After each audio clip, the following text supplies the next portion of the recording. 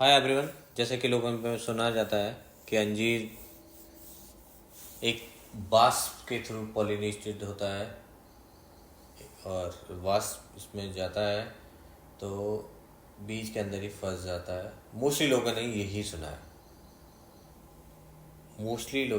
यही सुना है कि वास्प जाता है, छोटा सा कीट होता है और वो जाके फ्रूट में ही फंस जाता है। क्या ये रियली सच है? बट बहुत सारे लोगों ने यही सुना है कि अंजीर एक नॉन वेज होता है, तो कुछ लोग जो वेज खाते हैं वो अंजीर कंज्यूम नहीं करते हैं इसी डर से कि इसमें वास्प होता है, वास्प मर जाता है तो ये नॉन वेज कहलाता है। बट क्या ये रियली सच है? मोस्टली लोगों ने गलत ही सुना होता है। और ये सच है कि सोर्स ऑफ नॉलेज बहुत इम्पोर्टेंट होता है। आप कहाँ से नॉलेज आपको मिली है, कहाँ से आपने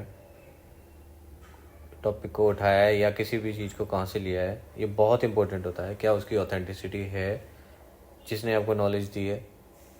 तो काफ़ी सारे रिसर्च इसके लिए हुए हैं, काफ़ी सारी रिसर्च मैंने भी इस पे किया है और कई सालों से मैं प्लांट्स लगा रहा हूँ और लगाने के बाद उस पर रिसर्च ही कर रहा हूँ। मैं फर्टिलाइज़र नहीं देता, पेस्ट कंट्रोल भी नहीं देता, मैं इम्यूनिटी डेवलप होने देता हूँ। कोशिश यही करता हूँ चाहे प्लांट ख़त्म भी हो जाए फिर भी मैं उसको पेस्ट कंट्रोल नहीं करता। तो चीज़ें ये सारी अंजीर को बहुत ही जिद्दी प्लांट बोला जाता है। ये कैसी भी मिट्टी में हो जाता है, जैसे कि मैंने बताया पत्थर और कंकड़ जैसी जगह पे भी हो जाता है।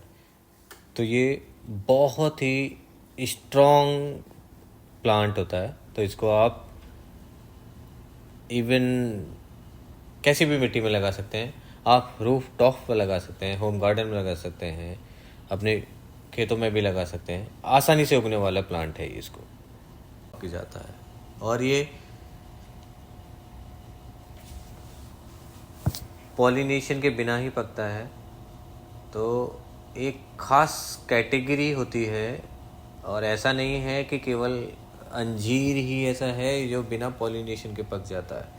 कुछ और इसके अलावा फ्रूट्स हैं वो भी बिना पॉलिनेशन के पकते हैं, बिना पॉलिनेशन के फ्रूट्स होते हैं। जैसे कि इनकी बात करें, ये एक कैटेगरी होती है पार्थेनोकार्पिक।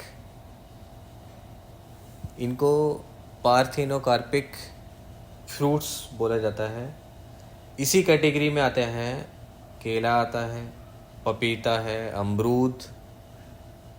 ये ऐसे कई सारे फ्रूट्स ऐसे हैं जो बिना पॉलिनेशन के आते हैं, वो इस कैटेगरी में आते हैं। इस कैटेगरी को कहते हैं पार्थेनोकार्पिक।